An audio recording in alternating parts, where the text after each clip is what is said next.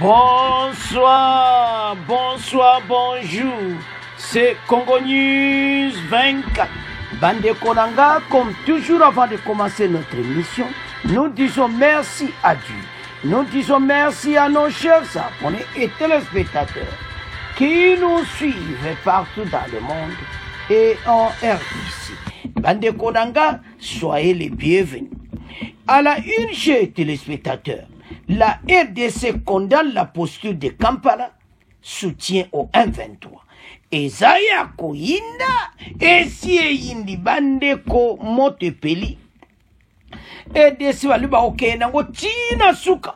Alors boko yoka, oyo gouvernement balobi, alors Uganda a comme un problème très sérieux. Nasir mbala oyo, passe baluba oke tina suka, c'est-à-dire toko kabwana toko bengana baona makambo ADF. Alors bana mboka gouvernement pene tomboki tous à la connecter peut toko développer une émission na biso. Deuxième point, chers téléspectateurs, bandeko trevo yo bobo sana yangweza esuti passe bitumba pene peli alors phare DC machine à marche. Alors to laxi bango parce que bayaki na tongo lisusu ka masisi bazo luka kaka badusula mais position tozanango eloko tozo bonsa ndende toyoka ki na premier to yoka na émission oyo commande ne phare de ça zo préparer ko récupérer ba territoire nyonso tozala connecté peut to développer mon émission na biso. Chers téléspectateurs, émission na biso bandi et comme tant to sola masolo ya boka bande ko to ko bande émission na biso na oye yindi gouvernement ya RDC bagangi balobi ouvertement à haute voix oyuka kako sakanati balobeli Uganda na mutu na ye Kagame eza sous tente ya kotika batu bande toyesa bino que les erreurs du passé kozonga te toyesa que mokonzi bako réagir et bandi déjà.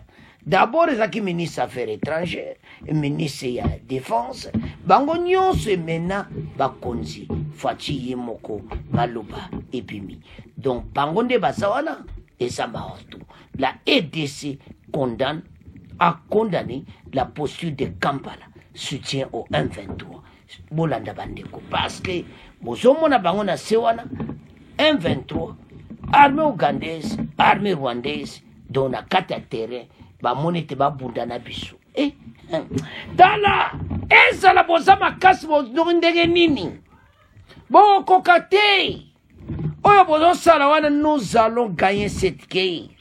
Alors maintenant première partie ezani et loko nini EDC bazo bongisa pona ko récupérer ba territoire oyo Rwanda akangi na complicité ya Uganda.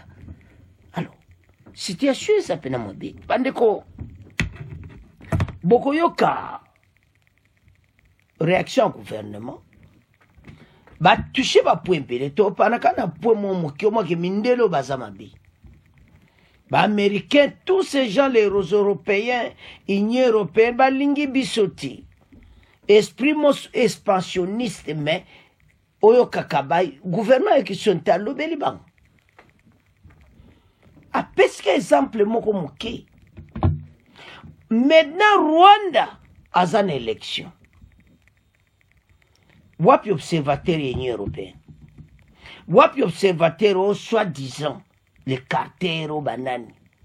Wapi observation ce qui soi-disant les églises catholiques ya Rwanda. Wapi observateur l'élection à Kagame. Azo salango calme sans observateur. Donc, on a que, et ça clairement que, quand on a pire dictature, mais bah, Keïti, bah, tindi battu na bangote, mais pas na chaque élection na biso. Tout le monde a une époque à Fachi, ou une époque à Kabila dictature, bah, ya kipi. Donc, on a que bateau pour avoir ça quand na biso, pour les Européens, Occident, pourquoi botindi batu na bino na Kigali te ba ko suivre élection Kagame? Élection ça mina. Tout le monde est observateur européen. Félicitations porte-parole du gouvernement Patrick Muyaya. ouais bango mais pas na biso bazo ya mbango bazo créer ba désordre bazo tia oyo wana bazo sangisa biso na biso to bundana bitumba entre biso na biso. Si vous ne voyez pas que où est ça par exemple moko typique que l'Occident a lingi RDC et le connaît a empêché bango ba que ne ko surveiller élection à Kagame. Pourquoi il pas na biso Congolais yebela mais le to senga tellement oeta oyo ça sutako lalati. Nous allons agir pour l'intérêt de la nation et ndeto sabe mission c'est l'intérêt à pays mobimba. Il y a honte ça Congolais qui on peut plus supporter bateau européen. Bazamabe. Ne croyez pas c'est parce que le président Félix est calme, il n'a pas rien dit ouvertement, mais na motema na yebi ke bateau bazamabe. Il faut chercher à quoi échapper bateau. Dans la désordre batie pas son élection na biso.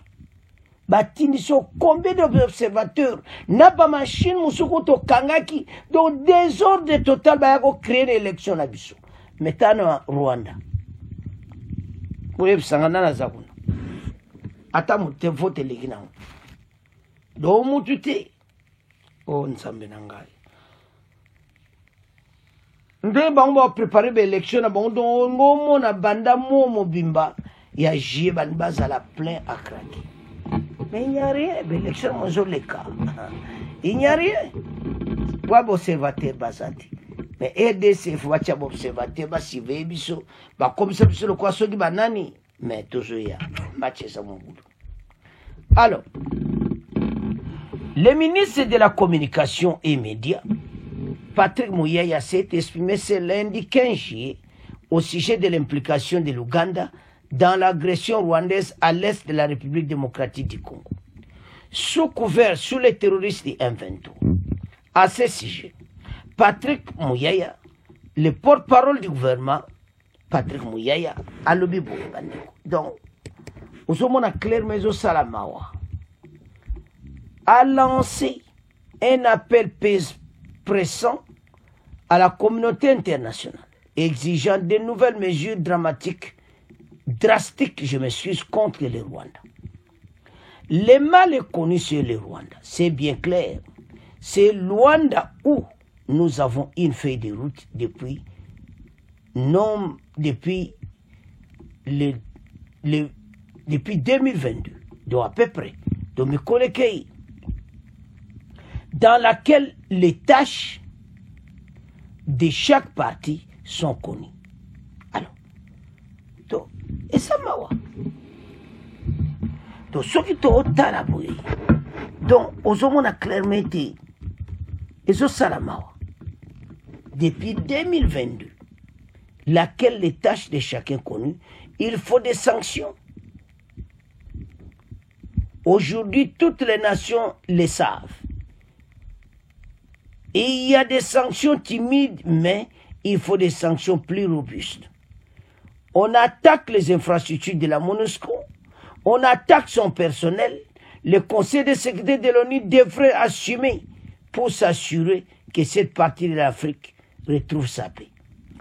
Le plus important pour le peuple, partout, c'est le développement à déclarer. Abordant la question liée sur la polémique née de l'implication suspecte de l'armée ougandaise dans les nouveaux actes d'insécurité dans l'Est de la RDC, Patrick Muyaya a commandé cette posture de Kampala. Vous avez une question il y a Ouganda. En tout cas, azalaki clair et direct. Alors, alobi que Union Soana dans les nouveaux actes d'insécurité dans l'Est de la RDC, Patrick Muyaya a condamné cette posture de Kampala et a souligné par conséquent l'engagement des dirigeants congolais à aller au fond de la problématique pour cerner tous les contours et y apporter très prochainement des réponses efficaces. Nos services nous ont donné des éléments qui ont été corroborés par les rapports d'experts des Nations Unies. Le chef d'état-major général de nos forces armées a rencontré son homologue ougandais et nous attendons de la clarification. Maintenant, c'est Bakutani. C'est la clarification pour Ouganda. Mais le message est clair. Que va condamner pour Siro Bombaji. Pour ça, j'espère qu'on va constater, qu'on va saper. Et puis, le peuple congolais s'est allié à Kine Banakala Lobakiang. Et maintenant, le général Obatinda qui va venir solo là. C'est Basili Bamasolo. Et maintenant, Ouganda a une réponse. Il y a une place. Bazo Kabona Nafachi. Yame mama kamunde wandenge zawana Museveni autia roger mabete yomu mtolukaki bozo sala mboka na biso mabe ensemble na mutu na yo kop na bino ya bandakala mais il faut ici fatia lobia mission na yezabwe bande ko tolanda très bien alobi ke to lingi e sala malisusu ti to souffrir une fois pour toutes na communauté internationale bazo côté la bango. Donc, une fois pour toutes, tu souffrir, mais tu aussi le cambo. C'est-à-dire, bazali sous la droite à Kouchama Kolona RDC. C'est là où, aux hommes na Korwana, Bamindele Baolinga Korwana Luanda. Ils le savent. Alors, aux hommes qui bateau, Basapena Batumabe. Le président rwandais Penazo Sala à Nzambe. Bon. Tolanda nano rencontre à Patrick Mouyaya si ou ba question ba français batunaki bongo to avancer l'émission. La trêve humanitaire dans la province du Nord Kivu annoncée le 5 juillet par les États-Unis n'a pas tenu. Récemment, vous disiez que le président fera tout pour récupérer chaque territoire du territoire congolais occupé par le M23. Comment comptez-vous repousser l'avancée des rebelles? Je souhaiterais que vous ne puissiez plus parler du M23. Vous avez lu les derniers rapports des experts des Nations Unies qui parlent de 4000 militaires rwandais. Ils sont même plus en nombre que les terroristes. Et dans les terroristes qui recrutent, ils recrutent, d'après le rapport, des enfants dans les camps de réfugiés au Rwanda et en Ouganda. J'avais envie de rigoler tout à l'heure en début de ces journaux lorsque vous nous montriez des élections au Rwanda avec deux candidats recyclés, des élections à vase clos.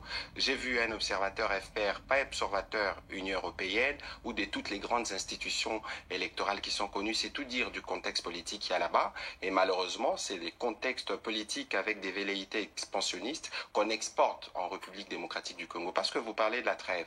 Ce matin même, 3 enfants sont morts de bombardement venus du Rwanda et 6 autres ont été blessés. Mais lorsque vous observez, depuis que la trêve a été décrétée, nous nous assurons que nous faisons notre part parce qu'il est urgent pour nous de nous assurer que nous apportons l'appui qu'il faut aux populations déplacées parce que c'était une trêve humanitaire au départ. C'est vous dire les niveaux de barbarie du régime rwandais qui, fort malheureusement avec cette parodie d'élection, pourra penser continuer ses aventures. Mais pour revenir à votre question, le président de la République a dit que nous ferons de notre mieux pour récupérer chaque territoire. Évidemment que ça prend du temps parce qu'il y a des efforts qui sont en cours, notamment pour la montée en puissance de nos forces armées. Et je pense que dans les jours et les mois qui viennent, tout sera mis en œuvre pour récupérer chaque partie de notre territoire. Et les événements à Butembo que vous avez montrés illustrent la détermination de la population à travailler pour que cela soit une réalité dans les meilleurs délais. Votre gouvernement est hostile à toute forme de dialogue avec les rebelles du M23, mais ne pensez-vous pas que cela pourrait résoudre la crise et soulager le nombre important de déplacés? La question, je reviens encore à ce que j'ai dit en liminaire. Le M23 en réalité n'existe pas, il existe le Rwanda. Et avec le Rwanda, nous sommes... Vous savez que Kigali dément. Oui, mais si Kigali dément, le rapport des Nations Unies ne les dément pas. Essayez de suivre un peu.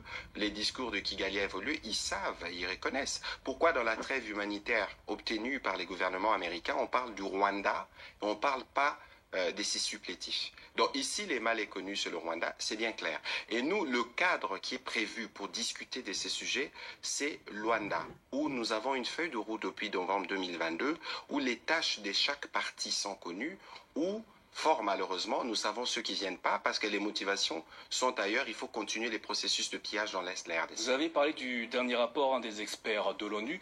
Qu'est-ce que vous attendez de la part des Nations Unies? Écoutez, d'abord, puisqu'ils parlent du Rwanda comme vous. D'abord, il faut des sanctions. C'est évident qu'aujourd'hui, toutes les nations occidentales le savent. Il y a des sanctions timides qui ont commencé, mais il faut des sanctions plus robustes parce que lorsque vous regardez les nombres des déplacés, les nombres de morts, lorsque vous voyez des bombardements qui s'effondrent dans les camps des déplacés, ça dépasse tout ce qui est dans l'entendement humain. Et ça ne s'arrête pas là. On attaque les infrastructures de la MONUSCO, des Nations Unies, on attaque son personnel. C'est des crimes de guerre qui sont bien mentionnés dans le rapport. Le Conseil de sécurité devrait s'assumer pour s'assurer que cette partie de l'Afrique retrouve sa paix, parce que le plus important pour nos peuples partout, c'est les développements. Alors justement, parlons de ce rapport des experts de l'ONU. Ce document met en lumière le rôle de l'Ouganda qui aurait laissé transiter par son territoire les troupes du M23. Le Rwanda, selon ce que vous dites, l'Ouganda est-il toujours un partenaire sûr et fiable pour les autorités congolaises? Écoutez, évidemment, nous-mêmes, nos services nous ont donné des éléments qui ont été corroborés par le rapport des experts des Nations Unies, mais il faut regarder un peu la situation en Ouganda avec la question interne, comment elle est abordée entre le père... Je pose cette question parce que l'Ouganda, vous aide également à combattre les ADF justement, dans l'est de la RDC. Entre le père et les fils, de toute évidence, pour nous avons posé des questions, que ce soit au plan diplomatique, ma collègue des Affaires étrangères s'en est assurée, que ce soit au plan militaire où le chef d'état-major général de nos forces armées a rencontré son homologue ougandais. Ici, les éléments qui sont abordés dans le rapport parlent justement de ces rôles, j'allais dire plus ou moins passifs, parce qu'on n'a pas parlé d'une arrivée massive de militaires ougandais qui sont toujours faire en République démocratique ougandaise? Bon, écoutez, nous attendons de la clarification. Parce que vous ne pouvez pas comprendre que nous avons par exemple de militaires ougandais qui décèdent à côté de militaires congolais dans le Grand Nord en train de combattre les ADF qui sont des Ougandais au départ, et on ne peut pas comprendre que d'autre part, ils sont en mesure d'apporter un appui à un mouvement terroriste au Rwanda. Et donc vous attendez des clarifications de la part de l'Ouganda. Mais nous attendons évidemment de clarifications. 22 militaires congolais ont été condamnés à la peine de mort par la cour militaire de Butembo. C'était il y a tout juste une semaine. Lâcheté, dissipation de munitions de guerre et pillage, c'est ce qui leur est reproché. Cette décision de la part de la cour militaire ne risque-t-elle pas de démobiliser les troupes congolaises sur le front? Écoutez, je sais pas si je suis habilité pour faire un commentaire sur des décisions de justice, mais ici il faut comprendre le principe. C'est que nous sommes en train de reformer notre armée, nous en assurons la montée en puissance, et ceux qui choisissent de servir dans l'uniforme doivent être exempts de tous les cas qui ont été abordés. Et donc la justice a fait son travail et suivra son cours, et tous ceux qui font le choix d'aller servir sous le drapeau, il y a au moins 40 000 qui ont répondu à la peine. Certaines voix de la société civile s'émeuvent parce que ce sont des militaires de rang qui ont été condamnés, mais pas leurs supérieurs. Est-ce à dire que les hauts gradés congolais n'ont aucun reproche à se faire? Non, mais écoutez, il y a de hauts gradés qui ont été sortis, parce que vous parliez du rapport tout à l'heure, qui ont été sortis de cette zone parce qu'il y avait eu des soupçons de collaboration avec les FDLR. C'est pour vous dire qu'il y a une politique de tolérance zéro pour tous les cas de dérapage. Ici, le président de la République et même le gouvernement, nous avons restauré d'ailleurs durement l'idée de la peine de mort. C'est justement parce qu'il faut avoir des attitudes qui dissuadent tous ceux qui pensent pouvoir trahir le pays d'une manière ou d'une autre, et surtout pas quand on est en uniforme, parce que vous avez fait le choix, y compris de mourir pour la patrie. Bandeko tolandi biso nyonso réponse ya gouvernement na makambo nyonso tolandi bozomona teke gouvernement vraiment raison et puis batushi bapo mosusu mpe etonenga moyaya Patrick Moyaya leur a demandé l'élection au Rwanda nani aza kuna, pourquoi botindi baobservateur te kaka epa na biso tala esprit expansionniste na bino omoni bandeko parmi ougandaise aza na place awangana te eloko basali bonka mpona kolakisa bango ke tozomene makambo très sérieux comme ça ye moko Museveni akoexplike pa Faci rôle na bango au côté ya M23 baza na baalliance mona président rwandais. Oui, on le sait, mais la situation qui prévoit à l'Est, biloko ne ko salamate, parce que ça complot moko très sérieux, parce qu'il y a des vies des gens, il y en a baza ko kufati sikoyo, et puis bino bozo la biso makambo dire ba aventure, ça ne marchera pas. Alors, bakonzi balobi ba Hollanda on des fins fond. Tala bango wana. Armée rwandaise de wakitisa batu na bango, na mituka et tout ça. Parce que batu nde bozomona bango. Basana vision na bango ensemble yé président rwandais na Uganda. Mission na mozani. Ba exploiter EDC et puis EDC zon ndenge zala kiliboso. C'est-à-dire ba décision zo ute pa na bango mibale baza ko diriger mboka. C'est passé. Yo si 20 ans to passé ka bozo mona onka bo eleki na onka bo. Bango ba osala nyonso. Tant fachinda ye bato balobi kope kufi. To tia moto panzi likolo. Donc la présence il y a ba supplétif armé ezaka kapo fatia signé ba accord na ba rebelle. Chose que la salamati. Oh, tout le monde nous allons nous battre. Si le dernier soldat, fatia qu'on négocie na ba rebelle. Kagame pas qu'on négocie na été pour condition à PC Kagame. A longola ba Soudanais na aider c'est bon tout seul. Ba Américain ba suki, ba Européen ba suki. Pour ce moment que nous avons toujours raison. Mais bande comme ça ba lebi ke mukonza mboka eza sous-tanti. Ya kolekisa ba l'air na makambo ko batuyu. Attaquer bango, agir, jwa armée makasi sombi bundeli ba roquette wana ya Russie. Toko tata nyongo. Pona guerre est toko tapena dette munene. E ya koyeba nenju ke toko ta dette oyo. Eza pona Kampala. Eza ka pona yena mutu na yi. Donc, eza vraiment important. Parce que ba menacer biso mabe et comme na moment moko oyo biso photo telema pona mboka bandeko esa mawa tango tala dossier au mona clairement le pays est menacé na ba niveau belé mais tozo kende situation oyo tozana ngo pour le moment et la situation moko au sakarati le pays est menacé mais nous allons gagner cette guerre. Alors, tala armée ougandaise, tala Rwanda, tala nde baza ko sepe la position bazanango pour le moment. Mais bazo bosana ke biso to laliti. Ba konzi na Bulgarie na Serbie ba loué ba donc ba sombi peno ka ba tanki don ko sakanati. Pour la guerre oyo. C'est-à-dire, Fatia a une décision de se battre pour dépenser votre armée au Sakanati. Et on te va Congolais, lèvons-nous ensemble. Toto Patrick Moya, il a bien expliqué que bateau bandokia Congo. Alors, c'est pour cela que le message a gouvernement est clair que la RDC a condamné la posture de Kampala.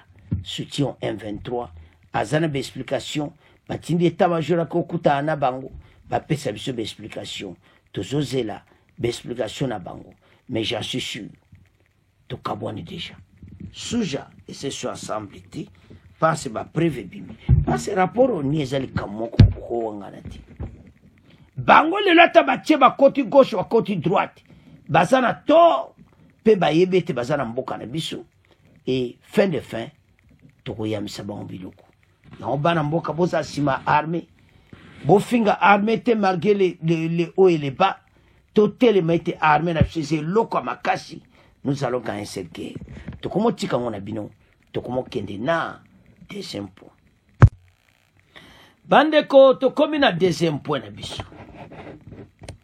o balobaka combat violent à Masisi entre FARDC et armée rwandaise M23 suivi. Bandeko, c'était très tôt le matin. Armée azotique la bango tenté à réagir balamo. Des sources sur place ont déploré le large de ces engins explosifs pendant le combat entre les FARDC et les RDF F23 autour de l'axe Buremana-Sacha. Donc, Bitumbe Zakia Kosaka Nangote, Oyoka Somo entre les FARDC et RDF F23 autour de l'axe Bouéremana-Sacha. Selon les mêmes sources, parmi ces victimes, il y a un militaire. Bandegozo Salapasi. Militaire moko a perdu de vie. Bombouane juillet. Donc Mawatro. C'est entre 5h et 9h locales ont eu lieu sur les collines Kabase, Kilulu et Kashangamutwe, surplombant la localité de Sacha, en territoire de Machis. Donc, dans Sacha, et pas Wapibisodia, tout ça. Bon, je que quand même, il y a des avancées, il y a un écart entre Sake et Sacha. Donc, tout ça pour avancer. Bateau, malembe, on va gagner cette guerre. Et puis, tout ça, là, vraiment positif.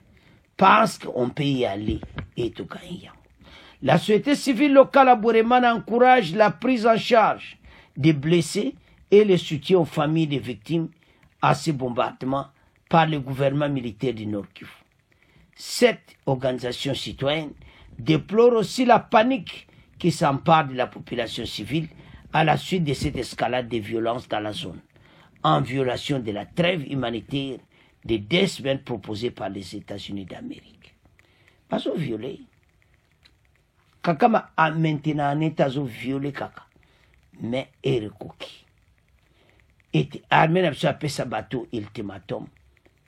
Bayeba était tantonyata. Kunezadon. Toujours gagné bitumba. Notre armée, ndebozomwa na siwana tutie Uganda na Rwanda. Basa ensemble. Et oyo bango bazo se préparer ezamawa mingi. Mais notre armée est capable pour le moment. Parce que c'est souma kamote o bueno toza penana capacité. Et zo senga ba commandement moko malamu. Et te bato batika na esprit moko te do. Soso zo tala parce esprit na mo azoma ke bazo dominer biso. Donc biso to laksa bon ke biso peut comme la force makasi. Et mo bo bango abo bon me pana so ne bi obo ki na Kigali. Ozo monate. Parce que biso to photo sala kango. Tant que ko bango ba boki bombe na RDC biso peut boki na Kigali. Donc to ke ni bongo. Bango bi ba ko banga siko ko boka su bombe yana parce ba yebete ko Kigali. C'est comme ça dans la vie. Alors qu'est-ce que nous attendons de lancer bango bombe wana? Nde bango so lancer par biso. On peut plus attendre. Ce sont des terroristes. Il faut les terroriser. Biso peut laksa bango to boki la bombe. Alors bandeko tant otala dossier yo ya guerre à l'est les mots sont à vendre na bi ah non mais faut tous à fier à faire des d'expérience à rwandaise ougandaise bana ngote bana ngo faire des ça d'expérience on a penati mais bah se conformer bah jouer rôle bien et puis bitumbe so qui kitoko parce que finalement à la fin ezakaka gagner mon corps gagner alors bana mboka so tala bon on a dit vraiment que makambo comme on a appelé les partout alors Tolanda le commandant nde makambo eleki na Nord Kivu nde bitumba ngweleki bon to avancer. Bonjour à tous. Au Nord Kivu, des nouveaux combats ont opposé ce mardi matin l'armée congolaise aux rebelles du M23 autour de l'axe Bouéremana-Chacha. C'est dans le sud du territoire de Massissi. Nos sources dans la région déplorent la chute d'une autre bombe pendant ces affrontements et qui a fait au moins 3 autres morts à Bouéremana. Bernardin Nyangi. C'est entre 5h40 et 9h locales que ces combats ont eu lieu sur les collines Kabase, Kiluku et Kashingamutwe, surplombant la localité de Chacha en territoire de Massissi, indiquent nos sources à Bouéremana. Selon ces sources, si un calme précaire est observé, une autre bombe présumée avoir été larguée par les rebelles du 1-23 est tombée autour de cette heure locale et c'est sur le domicile d'un notable de la place, à Nyamuma, une fois encore, dans l'agglomération de Bouéremana. Le bilan provisoire fait état de 3 morts, dont un militaire FARDC décédé sur le coup, ainsi qu'une femme et son enfant qui ont succombé à leurs blessures à l'hôpital. 4 autres civils ont été blessés. Ajoutez à ceci le bilan définitif de 4 morts et 4 blessés d'un autre bombardement similaire hier lundi. C'est maintenant un total de 7 morts et 8 blessés ces 2 derniers jours à Bweremana. La société civile à Bweremana encourage la prise en charge des blessés et le soutien aux familles des victimes par le gouverneur militaire du Nord Kivu. Elle déplore tout de même la panique qui s'empare de la population civile à la suite de cette escalade de violence dans la zone en violation de la trêve humanitaire de 2 semaines à la demande des États-Unis d'Amérique. Goma. Alors, Bandeko Tolandi Bissonyos. C'est entre 5h et 9h local que ces combats ont eu lieu sur les collines de Kabase, Kiluku et Kashimunde, sur la localité de Sacha, en territoire de Massissi. Et Pai Wapi, la société civile a encouragé Bandeko la prise en charge, il y a Bato à CPN, le gouvernement du en charge, Bato Bazoki. Donc, la situation est zaké, Bissoso de Petit Bango Biloko. Bango Bango comme à tourmenter. Basango mona soki eloko pambe bango bazwi ba arme wapi mbala monde baza tourmenté bazwi ba arme na bango mpe ya makasi neti ya biso alo babani kolansa en côté ya population ekweya n'importe qui epa ya moto non wana tobenga ngo oyo kaka une guerre bien donc oyo kaka ya malamu te ekoma donc guerre moko ya désordre. Maintenant avec des normes bitumba il faut maintenant armée rwandaise batika ko côté là ba M23 RDF ba côté là ba terroriste wanati message n'a pas commandant Sikaya armée ougandais et rwandaise était batala ba relation à bango avec le président ya Ouganda parce que mimi ezo fundama malgré bango ba ekolo bate mais ça kobima que Rwanda na Ouganda ba travailler ensemble pour copier ba ressources à RDC.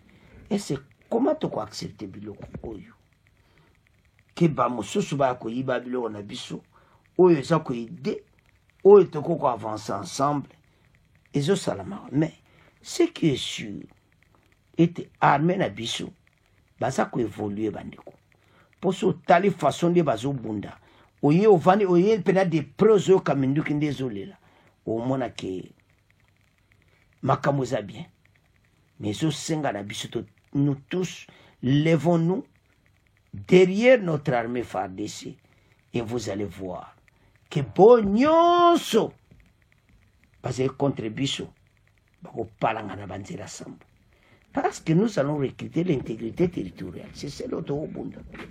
Parce que bato musuba kwa ko gérer bilo na biso te biso moko photo gérer yango et puis il y a des intellectuels congolais bazala prêt bajo relève po sona zotala ezo sala pasi Uganda ko wangana ko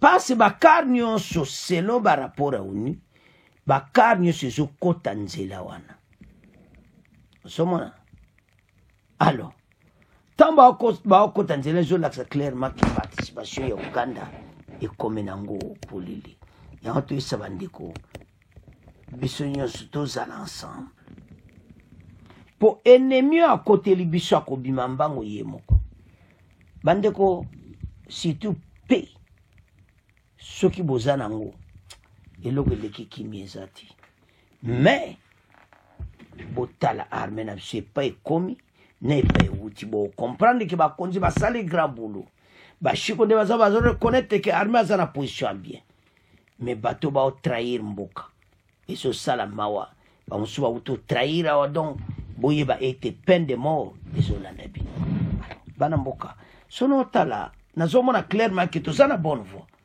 mais problème tout ça na ngweza que pourquoi bato ba kaka président a ba décision en retard et tout ça mais réfléchir après les ajouter so comprendre libérer bosse auto salama to ko salamati alors maintenant il auto senga vraiment ba congolais tous à la sima armée to pesa maloba kitoko pona armée oyo esili ko telema ezo senga ngana yo to zala derrière et puis boko mona président rwandais akopaka tambango kalati parce que to zuka ka force moko makasi to bengani batu mais plus Rwanda ko souffrir parce que ba pied na ndenga mukidi alors bana mboka en tout cas to landi biso nyonso to landi ba ide nyonso to komi na fait émission na biso bo continuer ko s'abonner massivement bo partager émission. Au revoir, à la prochaine.